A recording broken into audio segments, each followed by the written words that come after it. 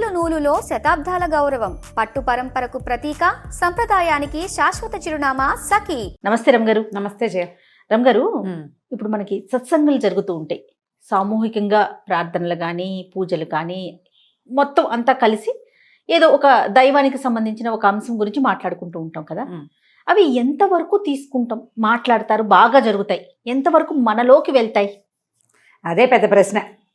సత్సంగాలు, ప్రవచనాలు వింటాం, పొద్దుటిపూట వాకింగ్కి వెళ్తామా 5 గంటలకి, ఎవరో నడుస్తుంటారు, చాగంటి వారు వినపడుతూ ఉంటారు. వాకింగ్లో కూడా చాగంటి వినడానికి ఎంత ఉత్సాహం వచ్చేస్తుందంటే అబ్బాబ్బా ఈ క్షణం నుంచి నేను అసలు పూర్తిగా అందులో ఇన్వాల్వ్ అయిపోయాను అనుకుంటాం. వాకింగ్లో చాగంటి వారు ఒకళ్ళు, ఇంకొకళ్ళేమో ఎంఎస్ సుబ్బలక్ష్మ గారి భగవద్ గోవిందాలు అవి వినపడుతుంటాయి. వాడు విష్ణు సహస్రనామం పెట్టేసుకుంటారు.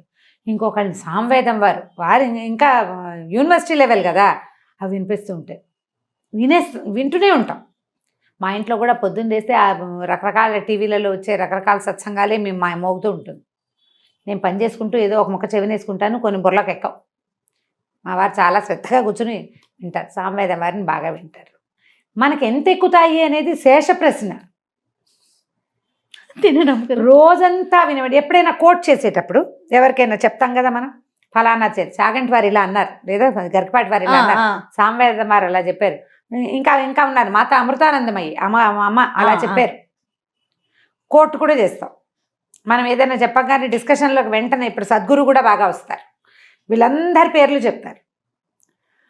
ఇంకా దీనికి హద్దు లేదు, ఎల్లలు లేవు, ఎక్కడ ఆగరు. ఫుల్ స్టాప్ లేదు, ఫుల్ స్టాప్ ఉండదు. కామాలు ఉంటాయి. ఇక్కడ కామా పెట్టి మళ్ళీ ఈ కామాని ఇంకో చోట కంటిన్యూ చేస్తాం. ఇందులో మనం ఎంత ఎక్కించుకున్నామంటే కేవలము పదాలు ఎక్కించుకుంటాం, తత్వం బోధపరుచుకో. తత్వం తెలియాలంటే సాధారణంగా మౌనాన్ని ఆశ్రయించాలి. ఇతరుల ఆలోచనలని ఆపేందుకు కానీ మార్చేందుకు కానీ ప్రయత్నం చేయకూడదు. అది తత్వం. నువ్వు తెలుసుకున్నావు, నీకు అర్థమైంది భగవతత్వం. వాడిని తెలుసుకొని వాడి బదులు నువ్వే నడుస్తానంటే ఎవరి తత్వాన్ని వాళ్ళు తెలుసుకోవాలి. భగవంతుని చేరేందుకు 100 మార్గాలు ఉంటాయి. నువ్వు ప్రవచనం విన్నావు, తత్వంలోకి ప్రవేశించాలి. ఎలాగ మనం భగవంతుడిని చేరాలి అనేది. అప్పుడు మన నడక మనం నడుస్తూ ఉండాలి. పక్కవాడి కేసు చూస్తున్నాం మనం, చెప్పండి. పక్కవాడు ఇంకోటి నడుస్తున్నాడు, నువ్వు వాడు చూస్తావు, కరెక్షన్ చేస్తావు. నువ్వు ఇది విన్నావు కదా, నువ్వు విన్న విధానం ప్రకారం నువ్వు వాడిని కరెక్ట్ చేయాలని చూస్తావు. నువ్వు విన్నావు, వాడు విన్నాడుగా, నువ్వో రకంగా నడుస్తావు, వాడో రకంగా నడుస్తాడు. నువ్వు విన్న భగవద్గీత, నువ్వు విన్న భాగవతం, నువ్వు విన్న మహాభారతమే వాళ్ళు వింటారు. స్టైల్ తేడా ఉంటుంది, విషయం ఒకటే కదా. వాడి నడక వాడు నడుస్తాడు, నీ నడక నువ్వు నడవాలి. నువ్వు నడక సీరియస్గా నడవాలి, లేదా నిలబడి వినాలి, పక్కకి చూడకూడదు. ఈ వినేవాళ్ళంతా పక్కకి చూస్తారు. వినడం అయితే కరెక్టే కదా, వింటారు. ఏం ప్రయోజనం? ఇప్పుడు చిన్న మాట చెప్తా, నువ్వు వేటూరు గారి పాటలు వింటావు, సిరివెన్నెల సీతారామ శాస్త్రి గారి మహానుభావులు వారి పాటలు వింటాం. అవును. ఇంకా ముందు ఆరుద్ర గారి పాటలు ఉన్నాయి, మల్లాది రామకృష్ణ శాస్త్రి గారి పాటలు, దేవులపల్లి కృష్ణ శాస్త్రి గారు, అబ్బో అన్ని వింటాం. నువ్వు కవి అవుతావా? అవలేను. ఎందుకు అవ్వవో చెప్పు. విన్నావుగా, నేను సంతోషపడతాను, ఆనందించగలుగుతాను. ప్లస్ మీరు ఇప్పుడు ఇంతకుముందు ఒక ఎగ్జాంపుల్ చెప్పారు చూసారా, నేనేం చెప్తాను, రమగారు వేటూరు గారి పాటలు ఉంటే అత్యద్భుతం అండి, మీరు వినండి అని చెప్తా తప్ప మీరు అన్నట్లుగా నేను కవిని కాలేకపోతానండి. ఇప్పుడు ఇది కూడా అంతే. సత్సంగాలు మనం వెళ్ళి వినగా వినగా వినగా వినగా అందులోకి వెళ్ళటానికి మనం ప్రయత్నం చేస్తాం. అంటే వినేటప్పుడు మనం అందులోకి వెళ్ళకుండా పక్క వారిని కరెక్ట్ చేసే పనిలో పడతాం. 80% పీపుల్ పడతారు. ఒక 20% పీపులే సత్సంగంలోకి, సంగము లేకుండా ఉండటానికి ప్రయత్నం చేస్తారు. సంఘం అంటే కలిసి ఉంటాం, అన్నిటితో అన్నీ నాది, నాకు, నేను అనే భావనలో ఉంటాం. సత్సంగం అంటే సరి అయిన దాంతో కలిసి ఉండటం. మనం అన్నిటితోటి కలిసి ఉంటాం. మరి ఎలా రమ్మగారు సరి చేసుకోవటం ఎలా? తత్వం బోధపరచుకోవాలి. తత్వం బోధపరచుకోవడానికి ఒక మంచి చిన్న కథ ఉంది, చెప్తాను. అప్పుడు చెప్పేవారు కూడా సరైన వాళ్ళ దగ్గర మనం వినే ప్రయత్నం కూడా చేయాలి. ఎవరైనా సరైన వాళ్ళే చేయాలి. మంచి మాట ఎవరి దగ్గరైనా వినాలి. నువ్వు వినిపించకూడదు. నా మాట విను, నువ్వు ఆలోచించే తప్పు, నేను చెప్పేది విను అనకూడదు. మనం ఇంతమంది ప్రవచనాలు వింటామా? ఎవరైనా మనకి మీరు ఆలోచించే తప్పు, నేను కరెక్టు, నేను భగవంతుని చూశానని చెప్తారా? ఎవరు లేరు. పొరపాటును కూడా చెప్పరు. ఇలా చూడాలి అని చెప్తారు. నువ్వు చూసేది తప్పు కాదు అనకూడదు. నువ్వు చూసేది తప్పు అనగానే నెగిటివిటీ వచ్చేస్తుంది, వాళ్ళ మీద మనకి గౌరవం పోతుంది, ఇంక గురుభావాలు ఉండవు. అవునండి, అట్లా చెప్పరు. సత్సంగాలు మనం వెళ్ళేటప్పుడు వెళ్తూ ఉంటే మనకు అర్థం. ఇవే కాదు జయ, రామకృష్ణ మెషిన్లో, చిన్మయ మెషిన్లో, అన్ని చోట్ల కూడా సత్సంగాలు జరుగుతాయి. ప్రబోధాలు చాలా చోట్ల ఉంటాయి. అలా చెప్పుకుంటూ వెళ్తారు. మనం మీరు చేసేది తప్పు అన్నారా ఈ సత్సంగకర్తల్లో ఎవరైనా సరే ఆగిపోయారే, వాళ్ళు అక్కడే ఉంటారు, ఒట్టి మాటల దగ్గరే ఉంటారు. ఏది తప్పు కాదు. భగవంతుని చేరేందుకు కోటాను కోట్ల మార్గాలు ఉన్నాయి. ఎవడి కర్మానుభవాన్ని బట్టి, వాడి బుద్ధిని అనుసరించి ఆ మార్గం అలా వెళ్తుంది. ఇతరులని సరిచేయద్దు అని చెప్తాడు భగవానుడు. నీ భక్తి నీది, నా భక్తే కరెక్ట్ అని నువ్వు అనుకోవడానికి వీల్లేదు. నీది నీకు కరెక్టు, పక్కవాడి భక్తి పక్కవాడిది కరెక్టు. వాడు ఏ రోజు సరిచేయబడాలని వాడు ఇక్కడ రాసుకొచ్చాడో ఆ రోజు సరిచేయబడతాడు. నువ్వు నీ ఉపాసన మానేసి పక్కవాడి ఉపాసనని సరిచేసే ప్రయత్నం చేయకూడదు. సత్సంగాల్లో చెప్తారు ఈ మాట. ఆ మాటను మర్చిపోతాం మనం, మిగిలిన వ్యవహారాల మీదకి వెళ్తాం. రమ్మగారు మీరు వెళ్తుంటారా? కొంచెం తక్కువే చేయడం, వింటాను నేను. నాకు అవకాశం ఉంది కదా. Okay okay. నేను వెళ్ళేది తక్కువ, వినడం ఉంది బాగా. స్టోరీలోకి వెళ్దామా రమ్మగారు?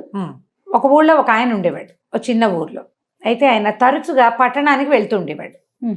ఆయన ఒక పెంపుడు చిలక ఉండేదట. చిలకని పంజరంలో పెట్టేవాడు. ఆ చిలక కూర్చొని చూస్తూ ఉండేది. ఈయన తరచుగా వెళ్ళటం చూసి మీరు ఎప్పుడు ఎక్కడికి వెళ్తారని అడిగింది చిలక.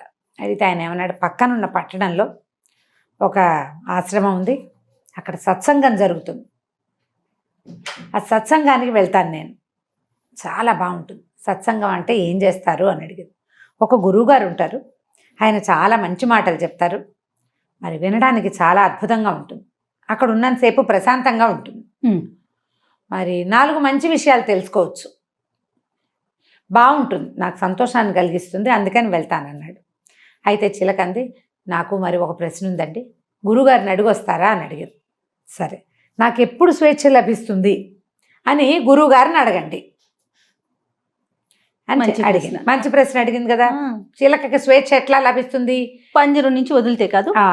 అంటే ఇక్కడ క్వశ్చన్ ఎలా అర్థమైందంటే, నాకు ఎప్పుడు మరణం వస్తుంది అన్నలాంటి ఒక క్వశ్చన్ మనకు అర్థమవుతుంది. సరే, ఈయన వెళ్ళాడు. సత్సంగం అయిపోయాక గురువుగారికి నమస్కారం పెట్టాడు. అయ్యా, మా ఇంట్లో ఒక పెంపుడు చిలుక ఉందండి, చాలా బుద్ధిమంతురాలు, చక్కగా మాట్లాడుతుంది, నేను ఇక సత్సంగానికి వస్తున్నానని చెప్పేసరికి అది గురువుగారిని ఒక ప్రశ్నించమంది, నాకు ఎప్పుడు స్వేచ్ఛ లభిస్తుంది అని అడిగిందండి అన్నాడు. ఆ ప్రశ్న వినగానే గురువుగారు ఒక్కసారి అపస్మారక స్థితిలోకి వెళ్ళిపోయాడు, పక్క పడిపోయాడు. ఈయన భయం వేసింది ఈ గృహస్థుకి. ఊరు నాయన, గురువుగారు పడిపోయాడు, ఇప్పుడు వీళ్ళంతా వచ్చి నన్నేమంటారో. పిలిచాడు, గురుగారు గురుగారు అంటే కళ్ళదలేసాడు ఆయన. అమ్మా అని భయపడి వెళ్ళిపోయాడు. వెళ్ళిపోగానే ఇంటికి వెళ్ళిపోయాడు. ఇంటికి వెళ్ళిపోతే చిలక, అయ్యా నేను అడిగిన ప్రశ్న అడిగారండి గురువుగారు? నేను అడిగాను, కానీ నువ్వు నీ ప్రశ్న అడగంగానే ఆయన ఏమిటో అపస్మారక స్థితిలోకి వెళ్ళిపోయాడు, ఏం చేయాలో తెలియలేదు, నేనేదో చేశానని ఎవరైనా అనుకుంటారేమోనని భయపడి వచ్చేసాను అని చెప్పి.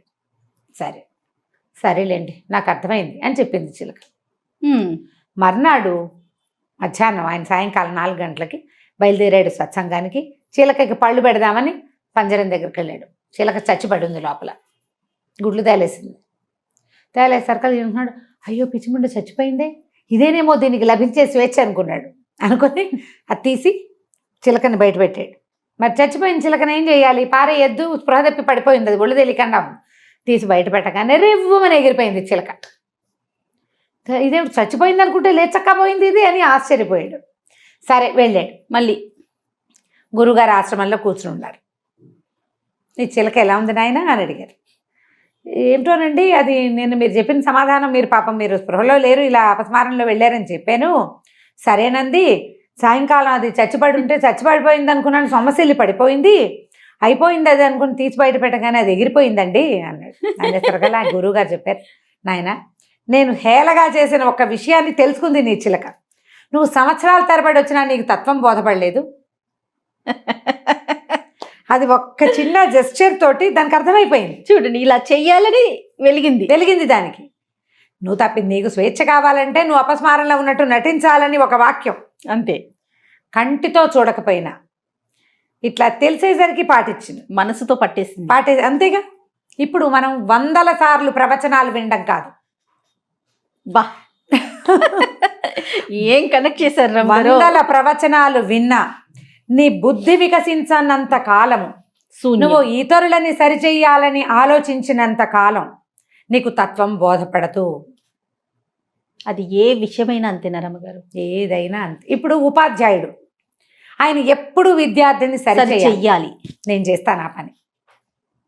అవును, సరిచేసేందుకు నువ్వు చేసేది తప్పు కాదు, ఇలా చేసి చూడు, ఇలా సరి చేసుకో. ఇప్పుడు నేనే కరెక్ట్ అవను, నేను కూడా కరెక్ట్ కాను.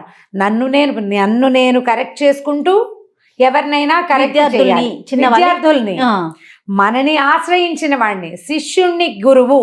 అంతే. ఇది సాధారణ టీచర్లు, ఆధ్యాత్మిక గురువులు కూడా వారిని ఆశ్రయించిన వారిని వాళ్ళు సరిచేస్తారు. మనం గురువులం కాం. ప్రతి వాళ్ళు మనం వినంగానే మనకు వచ్చేసింది, మనకు తెలిసిపోయిందని, మనకు తత్వం బోధపడిందని ఇతరులకి తత్వం బోధించడానికి వెళ్ళిపోతాం. అది చేయకూడదు.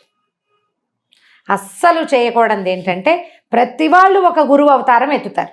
అవునండి, నేను టీచర్ని, క్లియర్గా చెప్తున్నాను. టీచింగ్ వేరు, గురుత్వం వేరు. టీచర్లు గురువులు కాదు. టీచరు గురువుగా ఉండే కాలం చాలా ముందు మనం ఉండేది. దాన్ని వదిలిపెట్టి వచ్చేసి చాలా సంవత్సరాలు, 100 సంవత్సరాలు అయిపోయింది మనం. అవునండి.